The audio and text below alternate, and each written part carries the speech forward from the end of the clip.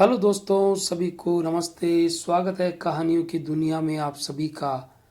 आज विजयदशमी का त्योहार है। सभी को विजयदशमी की हार्दिक शुभकामनाएं। और विजयदशमी हम क्यों मनाते हैं, क्या कारण है, सभी जानते हैं इसको। तो भगवान राम ने आज के दिन लंकापति रावण पर विजय प्राप्त की थी। अधर्म पर धर्म की जीत, बुराई पर अच्छाई की जीत के प्रतीक के रूप में विजयादशमी का त्योहार हर्षोल्लास से मनाया जाता है। विजयादशमी के अवसर पर शस्त्र पूजा की परंपरा है। शस्त्र पूजा दशहरा के दिन ही क्यों की जाती है, इस परंपरा से जुड़ी रोचक जानकारी।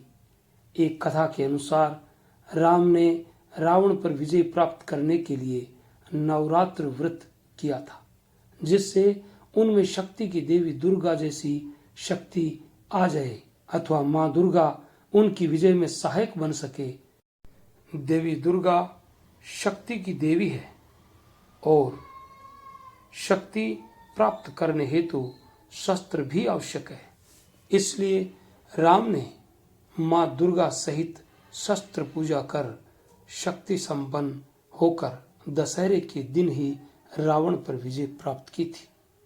तभी से नवरात्र में शक्ति एवं शस्त्र पूजा की परंपरा कायम हुई। इस प्रसंग से अन्य घटनाएं भी जुड़ी है जो शक्ति एवं शस्त्र पूजा की परंपरा को बल प्रदान करती है। ऐसी मान्यता है कि इंद्र भगवान ने दशहरे के दिन ही असुरों पर विजय प्राप्त की थी। महाभारत का युद्ध भी इसी दिन प्रारंभ हुआ था और पांडव अपने अज्ञातवास के बाद इसी दिन पांचाल आए थे। वहां पर अर्जुन ने धनुर्विद्या की निपुणता के आधार पर द्रौपदी को स्वयंवर में जीता था। ये सभी घटनाएं शस्त्र पूजा की परंपरा से जुड़ी हैं। शस्त्र पूजा की ये परंपरा भारत की रियासतों में बड़ी धूमधाम से मनाई जाती रही है। रियासतों में शस्त्रों के साथ जुलूस निकाला जाता था। राजा विक्रमादित्य ने दशहरा के दिन ही देवी हरसिद्धि की आराधना पूजा की थी। छत्रपति शिवाजी ने भी इसी दिन देवी दुर्गा को प्रसन्न करके तलवार प्राप्त की थी। ऐसी मान्यता है कि तभी से मराठा अपने शत्रु पर आक्रमण की शुरुआत दशहरे से ही करते थे। महाराष्ट्र में शस्त्र पूजा आज भी अत्यंत धूमधाम से होती है। इसे सिलांगण एवं अहेरिया के नाम से पुकारा जाता है। इसमें सर्वप्रथम नगर के पास स्थित छावनी में शमी वृक्ष की पूजा की जाती है। दशहरे के दिन एक विशेष दरबार भी लगाया जाता है और अज्ञातवास से भी इसका जुड़ाव है। एक कथा के अनुसार राजा विराट की गायों को कौरवों से छुड़ाने के लिए अज्ञातवासी अर्जुन ने अज्ञातवास के दौरान शमी की कोटर में छिपा कर रखे गांडीव धनुष को फिर से धारण किया। पांडवों ने गांडीव धनुष की रक्षा करने के लिए शमी वृक्ष का आभार जताते हुए उसकी पूजा की। तभी से शस्त्र पूजा के साथ ही शमी वृक्ष की पूजा भी होने लगी। रावण से जुड़ी एक अन्य पौराणिक कथा के अनुसार रावण को सहस्रार्जुन ने बना लिया था बंदी। सहस्रार्जुन महारानी पद्मिनी और महाराज कृतवीर्य के पुत्र थे। महाराजा कृतवीर्य और रानी पद्मिनी ने गंधमादन पर्वत पर पुत्र प्राप्ति के लिए अनेक वर्षों तक कठोर तपस्या कर भगवान विष्णु के आशीर्वाद से पुत्र अर्जुन प्राप्त किया। अर्जुन बल शक्ति से परिपूर्ण थे और बड़े होकर राजकुमार बने। अपने पिता की मृत्यु के पश्चात उन्हें नर्मदा किनारे स्थित माहिष्मतीपुरी का राजपाट सौंपा गया। अपने पिता की ही भांति अर्जुन स्वयं भी भगवान की भक्ति के लिए समर्पित थे। उन्होंने कठिन तपस्या से ब्रह्मा जी को प्रसन्न कर सहस्र हाथों का आशीर्वाद पाया था। 1000 हाथों के कारण उन्हें सहस्रार्जुन नाम से पुकारा जाने लगा। एक समय सहस्रार्जुन नर्मदा नदी में स्नान के लिए गए थे। जैसे ही वे नदी में स्नान के लिए उतरे तो उनकी विशाल भुजाओं शरीर से नर्मदा नदी की दिशा बदल गई। वह उस ओर बह निकली जहां लंकापति रावण भगवान शिव की पूजा अर्चना कर रहा था। नर्मदा का जल शिवलिंग की पूजा करने के लिए रावण द्वारा लाई फूल मालाओं को बहाकर ले गया। अपनी आराधना में विघ्न से रावण को बहुत क्रोध आया।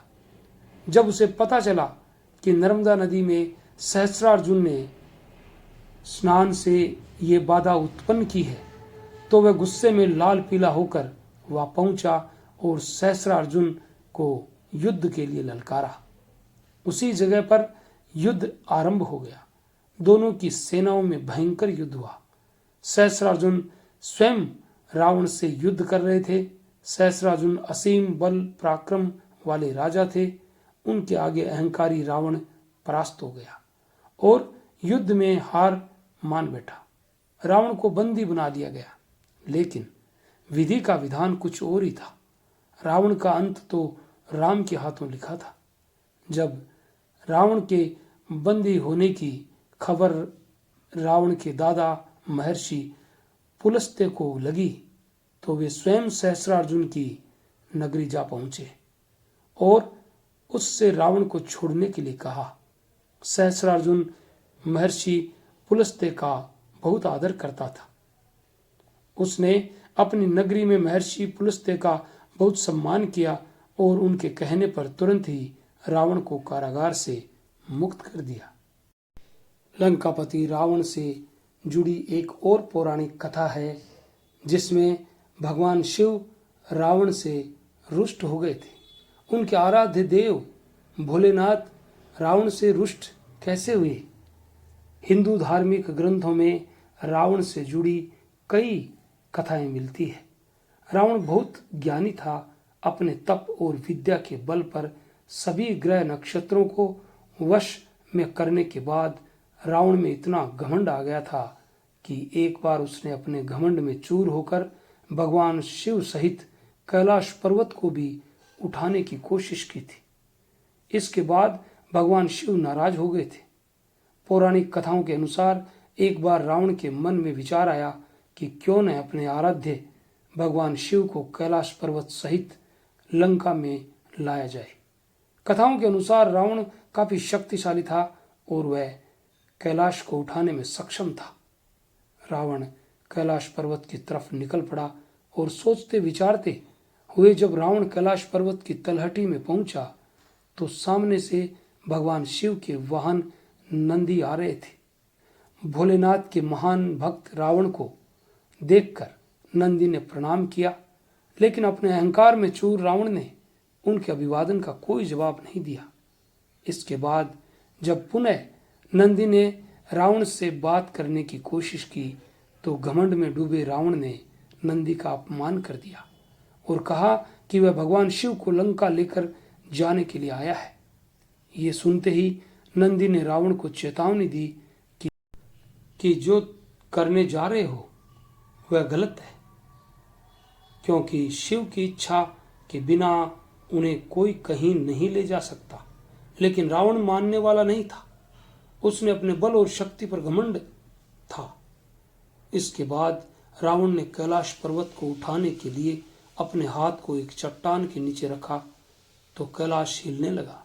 सारे देवगण और भगवान विष्णु और स्वयं ब्रह्मा जी चिंतित हो उठे, लेकिन भगवान शिव बड़े ही आराम से अपने आसन पर बैठे ये सब देख रहे थे।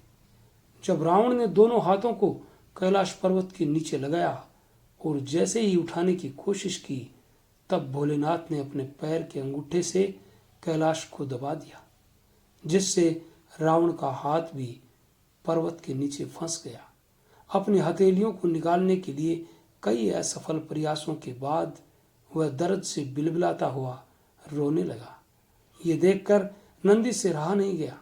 अंततः उन्होंने रावण को भगवान शिव को प्रसन्न करने का सुझाव दिया, जिसके बाद रावण ने भगवान शिव की स्तुति के लिए शिव तांडव स्तोत्र की रचना की, जिसे सुन भगवान शिव ने रावण को मुक्त कर दिया। एक और पौराणिक मान्यता के अनुसार फसल महोत्सव के दौरान करते हैं रावण की पूजा। राजस्थान के जोधपुर जिले के मंडोर क्षेत्र में रावण मंदोदरी के विवाह स्थल पर आज भी रावण की चंवरी नामक एक छतरी मौजूद है। पुरातत्व विभाग की देखरेख में उसका प्रबंधन हो रहा है। कई क्षेत्रों में दशहरे पर रावण का श्राद्ध भी किया जाता है। उत्तर प्रदेश के कानपुर के निकट भी एक रावण मंदिर है जो दशहरे के मौके पर साल में एक दिन के लिए खुलता है। प्रयागराज में कटरा की रामलीला शुरू होने पर पहले दिन हर साल रावण का जुलूस निकाला जाता है। स्थानीय निवासियों का मानना है कि ये परंपरा 500 साल पुरानी है।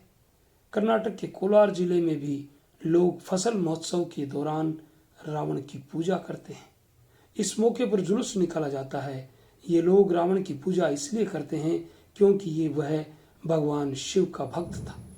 लंकेश्वर महोत्सव में भगवान शिव के साथ रावण की प्रतिमा भी जुलूस की शोभा बढ़ाती है। इसी राज्य के मंडिया जिले के मालवल्ली तालुका में रावण को समर्पित एक मंदिर भी है। आंध्र प्रदेश में भी रावण का मंदिर है। महाराष्ट्र के आदिवासी बहुल मेलघाट, अमरावती जिला और दरोरा गढ़चिरौली जिला के गांव में रावण और उसके पुत्र मेघनाथ की भी पूजा होती है।